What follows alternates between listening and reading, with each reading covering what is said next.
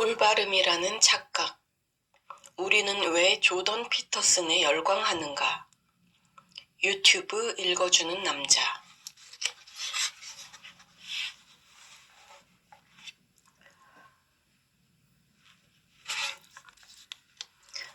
때로는 내가 만들고 싶은 영상을 만들어 올리기도 하지만 대부분은 사람들이 보고 싶어 하는 영상을 만든다. 이유는 간단하다. 시장이 그러하니까. 사람들은 수요를 충족시키는 공급에 돈을 지불한다. 수요는 필요, 요청, 취향 등의 단어와도 연결된다. 여기에는 어떠한 불평등도 없다. 사람은 단순하다.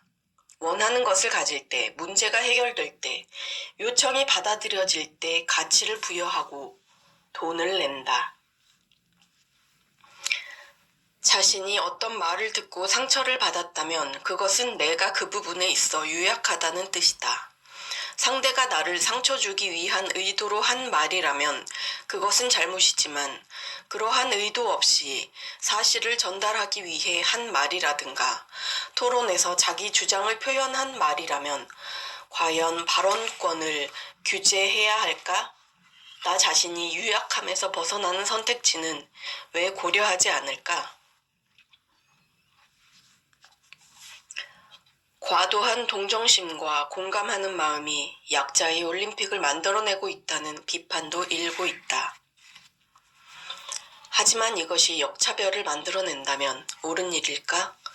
노래를 더 잘하고 재능이 더 많은데도 언더도그마 현상 탓에 마땅한 평가를 받지 못한다면 이를 공평하다고 할 수 있을까? 노력의 과정 없이 쾌락을 얻을 수 있는 것을 우리는 마약이라고 부른다. 만일 성범죄가 발생했다면 비난받아야 할 사람은 가해자뿐이라는 것을 명심해야 합니다.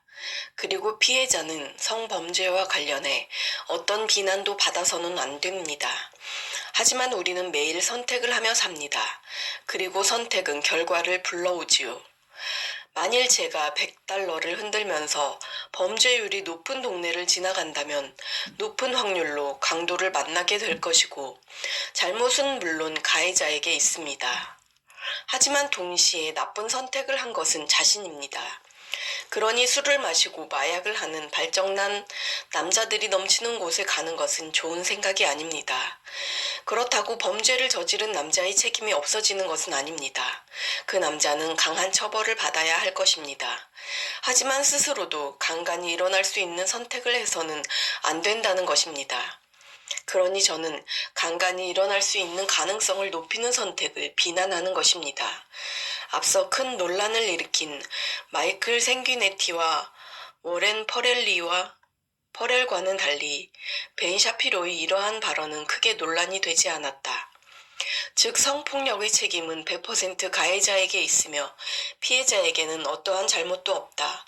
하지만 그것은 범죄 행위 자체에 대한 얘기고 그 전에 성폭력을 당할 수 있는 환경을 벗어나는 선택에 대한 책임은 본인에게 있다는 것이다.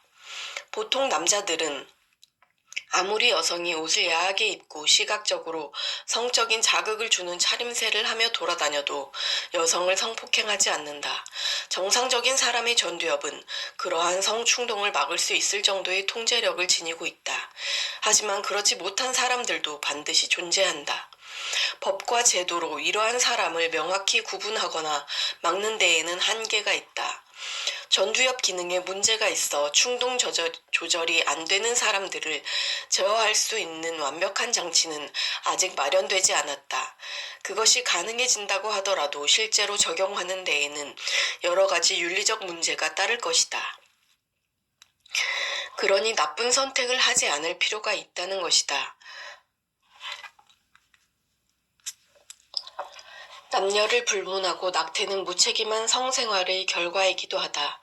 100% 완벽한 피임이 존재하지 않는다면 성관계가 책임을 다해야 하는 행위임을 명심하여 원치 않는 임신을 피해야 한다.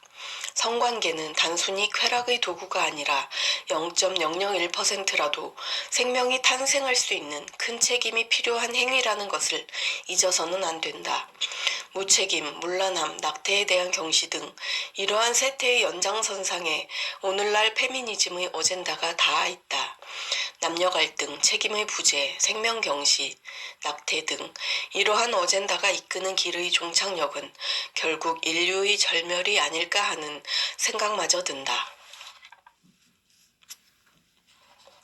비건 시위자들은 정육식당 앞에서 고기는 음식이 아니다, 폭력이다 라는 문구를 외치며 정육식당의 영업을 방해했는데 사회자 데이비드와 한 비건 여성의 대화가 압권이었다.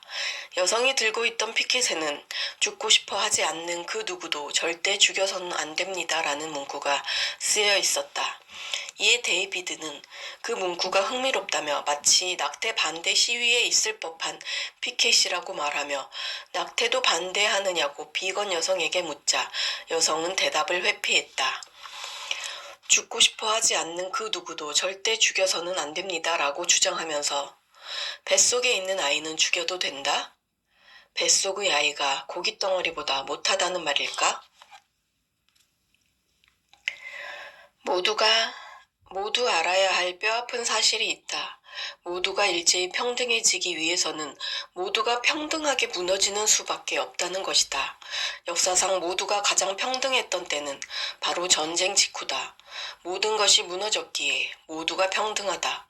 불편한 것도 없다. 지금 당장 먹고 사는 것이 최우선의 목표이기 때문이다. 끊임없이 불편함을 발견해내는 이들은 자신들의 불편한 감정을 보호하기 위해 세워진 기반이 다름 아닌 과거의 시스템과 위계 질서에 의해 세워졌다는 사실을 알고 있을까?